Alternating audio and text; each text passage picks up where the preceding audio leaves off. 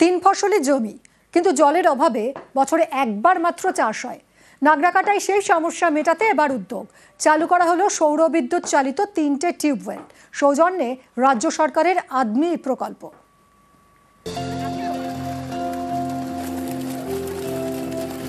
জলপাইগুড়ির নাগরাকাটা ব্লকে আংরা ভাষা 2 নম্বর গ্রাম পঞ্চায়েত।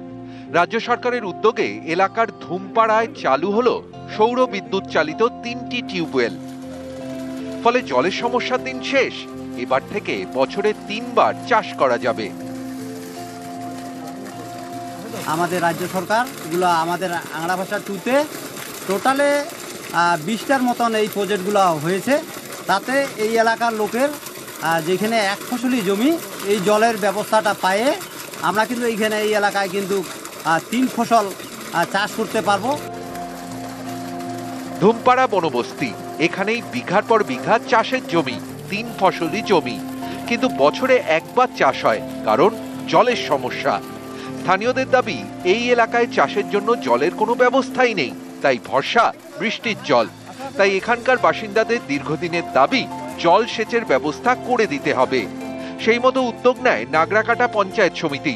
রাজ্য সরকারের আদমি প্রকল্প থেকে 26,40,000 টাকা বরাদ্দ করা হয়।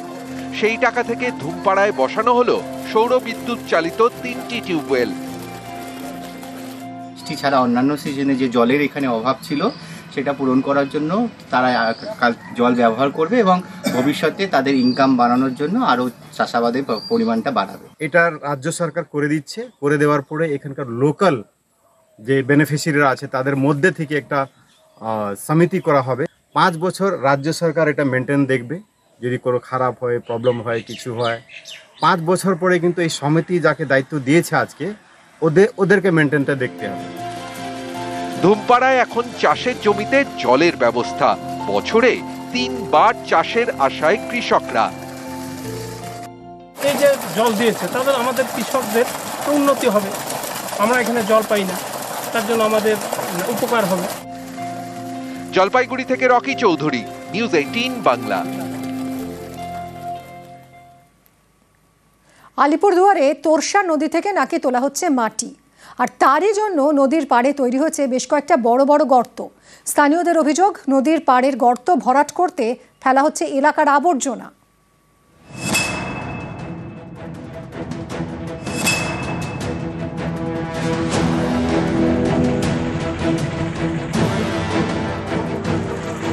এই দেখুন কি কাণ্ড! ডাম্পারে করে আবর্জনা আনা হচ্ছে তোরসার পাড়ে, তারপর আর্থ মুভার দিয়ে সেগুলোকে ফেলা হচ্ছে নদীর ধারে।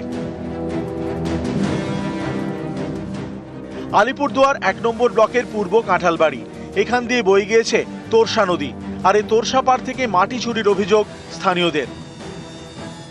এখানে আমাদের পূর্ব কাঁঠালবাড়িতে তোরসা নদী থেকে 4 লাইনের যে মনে করে মাটি নিয়ে যাচ্ছে, দিন দাহারে এগুলা মাটি নিয়ে যাচ্ছে, রাতের অন্ধকারে ওই গর্তে আবার বাইরে থেকে আবর্জনা আয় না, ওই গর্তের মধ্যে পুঁতে রাখে।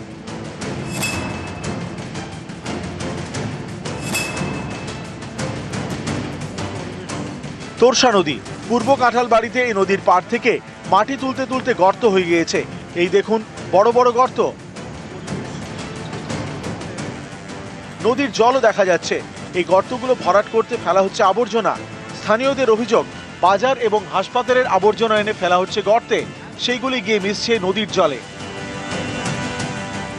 শনিবার আবর্জনা নিয়ে আসা ডাম্পার আটকে বিক্ষোভ দেখান স্থানীয়রা। গোটা বিষয়টি পুলিশকে জানানো হয়। আমাদের এইখানে অনেক বিভিন্ন ধরনের জায়গা থেকে মনে করো পলাশবাড়ি, শিশিয়াগড়, ওই সমস্ত জায়গা থেকে কাঁচরা নিয়ে এসে আমাদের শিলতোষা নদীতে পোতা রাখতেছে।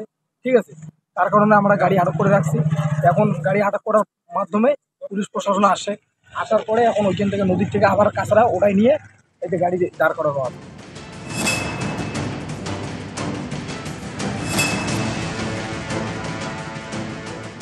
বালির মাফিয়া কোনো আমাদের এলাকায় নেই, এই কারণে আমি বলছি। আমাদের 4 লাইনে কাজ চলছে। ওরা যদি মাটি না তোলে, বালি না তোলে, তাহলে রাস্তা কি করে হবে? মাটি তো তুলতে হবে নিশ্চয়ই। ওরা কাগজপত্র ঠিক করেই মাটি তুলছে, বালি। আর যে আইন সংক্রান্ত যে ব্যাপারগুলি মেনটেন করতে হয় সেটা মেনটেন করেই মনে হয় তুলছে। আমাদের পুলিশ তারা চেক করছে, বিএলআরও চেক করছে, তারা গুরুত্ব সহকারে দেখছে নদীগুলি। আলিপুরদুয়ার থেকে রাজকুমার কর্মকার, নিউজ 18 বাংলা। দলের চাপে সন্ধি, চুলোচুলি আর তারপর মিষ্টিমুখ। সোমবার পানিহাটিতে কাউন্সিলর স্কুটার চালকের মারপিট। কাউন্সিলরের আচরণে ক্ষুব্ধ তৃণমূল নেতৃত্ব। ঘটনার রিপোর্ট চেয়েছিল শীর্ষ নেতৃত্ব। এবার ভুল স্বীকার কাউন্সিলর শ্রাবন্তী রায়ের। পানিহাটির 26 নম্বর ওয়ার্ডের কাউন্সিলর শ্রাবন্তী রায় ভুল বোঝাবুঝি মিটিয়ে মিষ্টিমুখ দুজনের।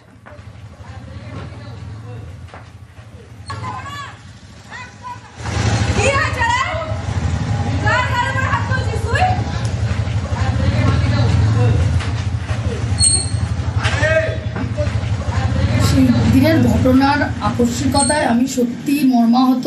এরকমটা হয়ে যাবে, মাথা আমার গরম হয়ে যাবে, আমি বুঝতেও পারিনি। যেটা করেছে আমার আরও সংযমী মনোভাব প্রকাশ করা উচিত ছিল। একটা বাচ্চা মেয়ে, ওর জীবন সবে শুরু হচ্ছে। তবে আমি চাই না এই ঘটনার আর কোনো রকম এক বিন্দু বাড়াবাড়ি হোক। ও আমার কন্যা সম, ওকেও বলবো ও যেন ভবিষ্যতে ভালোভাবে ঠিকঠাক করে রাস্তাঘাটে গাড়ি টাড়ি চালায়। এই বিষয়ে নিয়ে আমি আর অন্য কোনো পদক্ষেপ নিতে চাই না। যা হয়েছে রাস্তার ঘটনা রাস্তায় মিটে গেছে, ব্যাপার নিয়ে আর তো কোনো কিছু দরকার নেই। উনি আমার মায়ের মতো ভুল, আমিও কিছু করেছি, উনিও কিছু করেছেন। মহেশতলায় 2 পুলিশ কর্তার রদবদল। রাজ্য পুলিশের 3rd ব্যাটালিয়নে পাঠানো হলো কামারুজ্জামান মোল্লাকে। নতুন এসডিপিও সৈয়দ রেজাউল কবির। রবীন্দ্রনগরের আইসি মুকুল মিয়াকে পাঠানো হলো দার্জিলিংয়ে। রবীন্দ্রনগর থানার নতুন আইসি সুজন কুমার রায়।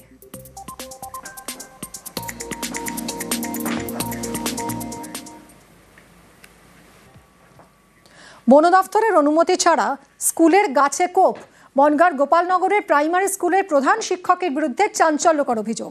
এও অভিযোগ তিনি বেশিরভাগ দিনই স্কুলে দেরি করে ঢোকেন, আর এই নিয়েই স্কুল পরিদর্শকের কাছে নালিশ স্থানীয়দের। প্রধান শিক্ষককে শোকজ করা হয়েছে। স্কুলের মাঠে বেলগাছ, সেই গাছ কেটে সাপ। উত্তর 24 পরগনার বনগাঁ, এখানে গোপালনগর থানা এলাকায় বৃদ্ধ পাল্লা এপি স্কুল। সরকারি প্রাইমারি স্কুলের প্রধান শিক্ষক বিকাশ বিশ্বাস, তার বিরুদ্ধে সরব স্থানীয়রা। স্কুলের জমিতে পুরনো বেলগাছ। অভিযোগ বন দপ্তরের অনুমতি না নিয়েই গাছটি কেটে ফেলেছেন প্রধান শিক্ষক। এছাড়াও বেশিরভাগ দিনেই তিনি স্কুলে লেট। এরই প্রতিবাদে গোপালনগর সার্কেলের স্কুল পরিদর্শকের কাছে লিখিত অভিযোগ জানান স্থানীয়রা। উনি গাছটা লাগিয়ে দেবেন একটা সাইডে, আর বেদিটা উনি করে দেবেন। আমরা বন দপ্তরকে চিঠি দিয়েছি, থানাকে দিয়েছি, পঞ্চায়েতকে দিয়েছি, বন দপ্তরকে দিয়েছি, এসআইকে দিয়েছি। সামনে একটা অনুষ্ঠান ছিল, ওটা অ্যানুয়াল ফাংশন ওনাদের একটা হয় এখানে। তো অনুষ্ঠানটা হয়ে যাওয়ার পরে গাছটা কেটে নেওয়ার কথা ছিল। বন দপ্তর থেকে অনুমতি নেওয়ার ব্যাপারটা আমার খুব জানা ছিল না। স্কুলের স্টুডেন্ট থেকে শুরু করে কোনো কেউই বলতে পারবেন না যে আমি দেরি করে আসি।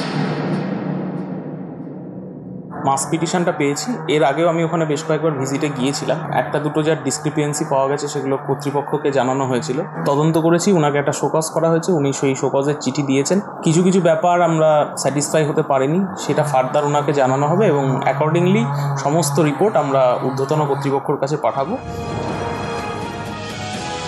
বনগাঁ থেকে অনিরুদ্ধ কীর্তনিয়া, নিউজ 18 বাংলা।